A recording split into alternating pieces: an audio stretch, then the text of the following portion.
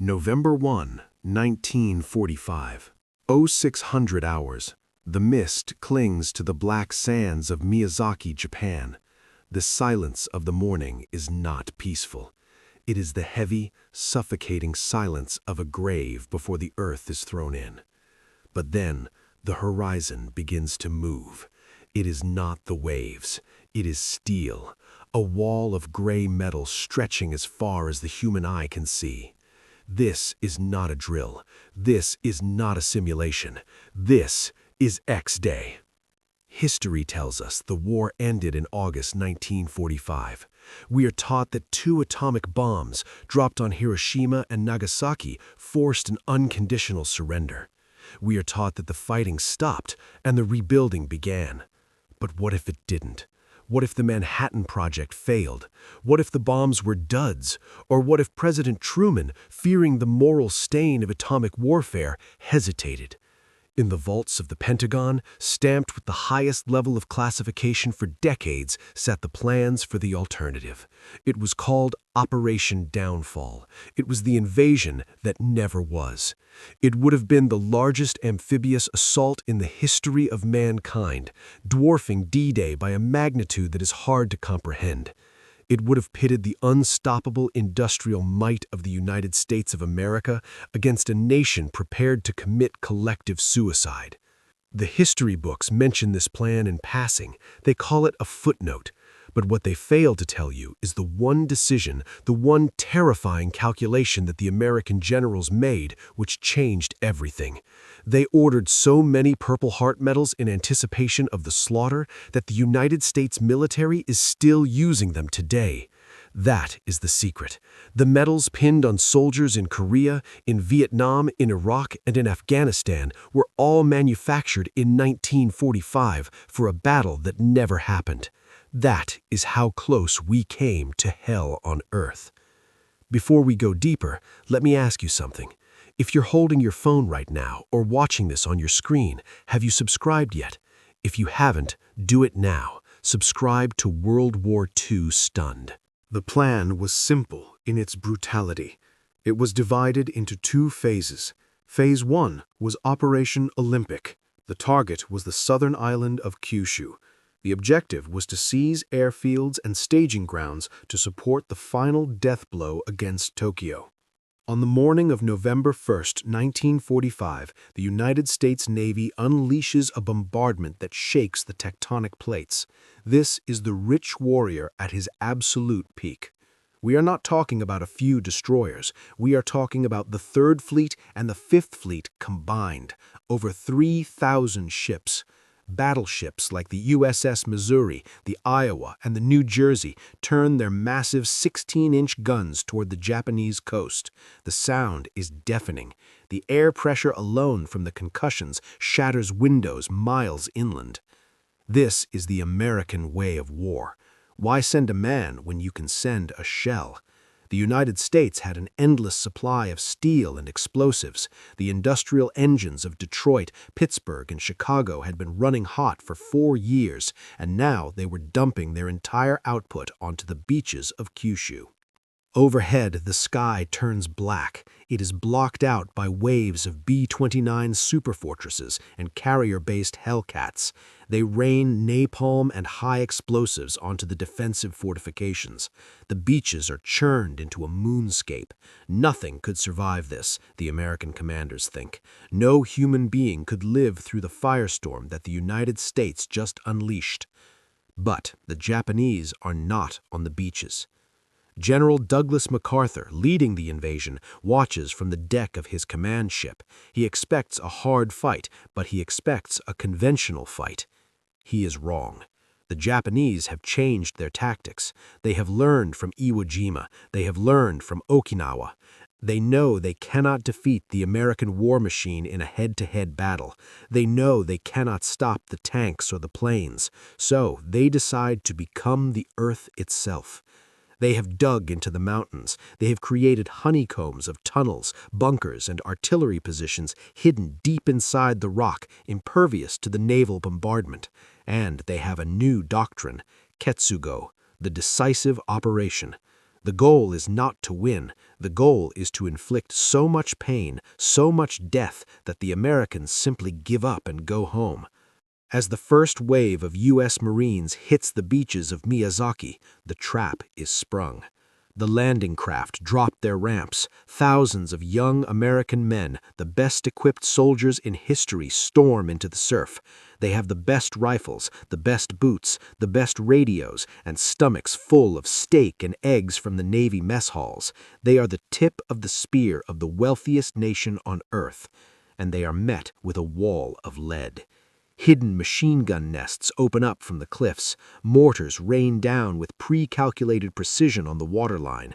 The divine wind returns. From concealed airfields, hundreds of kamikaze planes, many of them simple biplanes made of wood and canvas, scream out of the valleys. They are not trying to dogfight the superior American corsairs. They are flying missiles. They crash into the troop transports, the destroyers, the landing craft. The water turns red. But the American machine does not stop. This is the difference. When a Japanese ship sinks, it is gone forever. When an American ship is hit, two more arrive to take its place. The logistics of the United States are terrifying. Behind the assault waves come the floating docks, the repair ships, the hospital ships, the ice cream barges. Yes, ice cream barges. The U.S. is so rich, so powerful, that it brings the comforts of home to the gates of hell. The Marines push forward. They burn the bunkers with flamethrowers. They blast the caves with satchel charges. They bring up the Sherman tanks, outfitted with dozers to bury the enemy alive.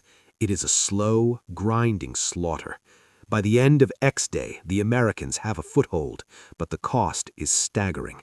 The casualty reports reaching Washington are double the estimates, and this is just the first day.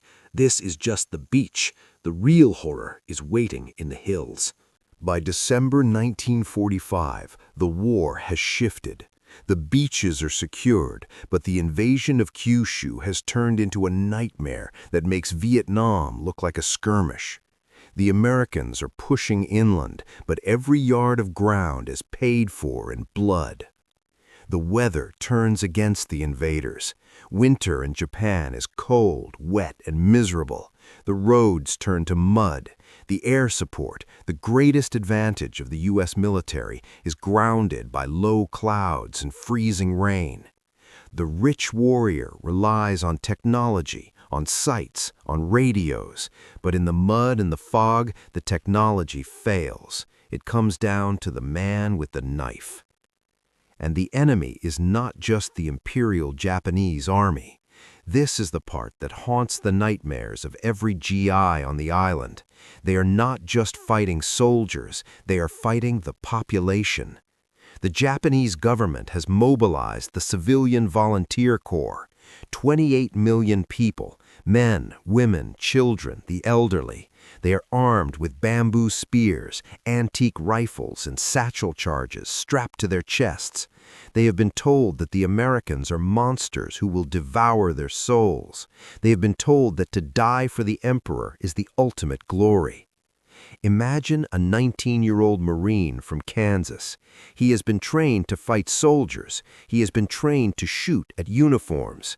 Now he is walking through a shattered village. A woman runs out from a burning house. She is holding a bundle that looks like a baby. The Marine hesitates. He lowers his rifle. He is a good man. He doesn't want to hurt a civilian. The woman gets close, and she pulls the cord. The explosion kills her, the baby, and the Marine. This happens again and again. Children running under tanks with mines, grandfathers sniping from rice paddies. The psychological toll on the American forces is catastrophic. The rules of war have evaporated. There are no civilians anymore. Everyone is a combatant. The orders come down from high command, grim and absolute. Shoot anything that moves. The U.S. military responds with the full weight of its industrial capacity. If a sniper is in a village, they don't send a squad to clear it. They call in an airstrike. They call in the artillery. They level the entire grid square. The U.S. Army brings in the chemical weapons units. Millions of gallons of napalm and poison gas are stockpiled. The generals debate using gas to clear the caves. It is a war crime, but they argue that it will save American lives. The rich warrior has the luxury of choosing which method of extermination is most efficient. Meanwhile, at sea, the United States Navy is fighting for its life. The Japanese have hoarded 10,000 aircraft for this moment. They launch mass kamikaze attacks, waves of hundreds of planes at a time. The picket destroyers on the outer perimeter take the brunt of it. Ships are burning. Sailors are dying by the thousands. But the U.S. Navy is unsinkable, not because the ships are invincible, but because the production line back home is unstoppable. For every destroyer the kamikazes sink, a new one steams out of the shipyards in San Francisco. The Japanese look at the horizon and see the fleet never shrinking. It breaks their spirit. They are throwing their lives away, and the American metal wall just keeps coming. Then nature strikes. In our timeline, a massive typhoon struck Okinawa in October 1945. In this timeline, the invasion fleet is caught in it. Winds of 140 miles per hour rip through the anchorage. Landing craft are smashed against the rocks. Supply dumps are washed away. Men are swept out to sea. It is a disaster. Thousands of Americans die without a shot being fired. But the machine does not stop. The engineers rebuild the docks in days. The supply ships bring in new tanks, new jeeps, new boots. The United States simply buys its way out of the disaster. They pave the mud with steel matting. They build airfields in days. By February 1946, the southern third of Kyushu is under American control. The Japanese defenders have been annihilated. They did not surrender. They died in the holes they dug. The civilian population in the occupied zones is non-existent. They have either fled or committed mass suicide. The casualty count for the U.S. forces hits 100,000. For the Japanese, it is over 500,000. And the war is only half over. March 1st, 1946. Y-Day. Kyushu was the jab. This is the knockout punch. Operation Coronet. The invasion of the Tokyo plain. The scale of this operation makes Olympic look like a rehearsal. The United States assembles the 1st Army and the 8th Army. Over 1 million American soldiers are packed into the transports. They are joined by British, Australian, and Canadian corps. It is the greatest armada ever assembled in the history of the species. The target is the Kanto Plain, the flat land that leads directly to the heart of the empire, Tokyo. The American strategy has shifted. There is no more mercy. There is no more hesitation. The horrific losses on Kyushu have hardened the hearts of the commanders. General Marshall and General MacArthur have agreed on a new protocol. They will clear the path with tactical nuclear weapons. In this timeline, the bombs were not used on cities in August, but the production of fissile material continued. By March 1946, the U.S. has 7 atomic bombs ready. They are not dropped on civilians. They are used as tactical battlefield weapons. On the morning of Y-Day, 7 mushroom clouds rise over the Japanese defensive lines on the beaches of Kujikuri and Sagami. The heat vaporizes entire divisions of the Imperial Army. The shock waves flatten the bunkers. The radiation is an invisible killer, but the American troops are ordered to advance anyway. They are told it is just a big bomb. The 1st Army lands on the radioactive sands. They drive their tanks through the glass that was once sand. They wear gas masks, not for radiation, but for the chemical weapons the Japanese are desperate enough to use. The Japanese defense of Tokyo is the final spasm of a dying empire. They throw everything they have left. Rocket-powered suicide planes, human torpedoes, but they are starving. The U.S. naval blockade has strangled the island. The Japanese soldiers are skeletons in uniforms. Their tanks are out of gas. Their planes are grounded. The American rich warrior rolls over them. The U.S. forces bring the big blue blanket of air power, thousands of fighter jets, yes, jets. By 1946, the P-80 Shooting Star is entering service. The Americans are fighting with next-generation technology against an enemy armed with swords. On the battles of the Kanto Plain are tank battles. The U.S. brings the M26 Pershing, a heavy tank designed to kill the German Tigers. Against the tiny Japanese tanks, it is a massacre. The Pershings punch through the Japanese armor like it is paper. The advance towards Tokyo is relentless. The Americans use bulldozers to clear the rubble of the cities that have been firebombed for months. Tokyo itself is a ruin. It has been burned to the ground by B-29 raids. There are no buildings left, only chimneys standing like tombstones. But the fighting in the ruins is vicious. The Imperial Guards Division, the Emperor's personal protectors, dig into the rubble of the Imperial Palace. They fight to the last man. They fight with a fanaticism that terrifies even the hardened veterans of Europe. They charge the American machine guns with swords. They strap mines to their bodies and hug the American tanks. The U.S. response is overwhelming firepower. They do not send men into the tunnels. They pour gasoline down the vents and ignite it. They seal the entrances with concrete. They systematically exterminate the resistance. This is the peak of the U.S. military-industrial complex, a force so powerful, so well supplied, that it treats war as an engineering problem. The problem is the enemy. The solution is high explosives. By May 1946, the American tanks are parked on the ashes of the Imperial Palace. The Yasukuni Shrine is burning. The rising sun flag is torn down and the Stars and Stripes is raised over the wasteland of Tokyo. Part 4. The Silent Spring. The guns finally fall silent in June 1946. The war is over, but there is no cheering. There is no VJ Day celebration in Times Square where a sailor kisses a nurse. There is only exhaustion. The cost of Operation Downfall is tallied, and the numbers are so high that the human mind struggles to process them. The United States has suffered over 800,000 casualties. More than 200,000 American boys are dead. They are buried in massive new cemeteries carved out of the Japanese countryside. Every town in America is in mourning. There is a gold star in the window of every fourth house. The hospitals in the U.S. are overflowing with amputees, burn victims, and men with the 1,000-yard stare who will never be the same. But for Japan, the cost is extinction. 10 million Japanese are dead. The majority are civilians. The famine that follows the invasion kills millions more. The infrastructure of the country is completely erased. There are no roads, no bridges, no power plants, no hospitals. The culture, the history, the very soul of the nation has been incinerated. The Emperor, Hirohito, is found dead in his bunker, having taken his own life rather than face capture.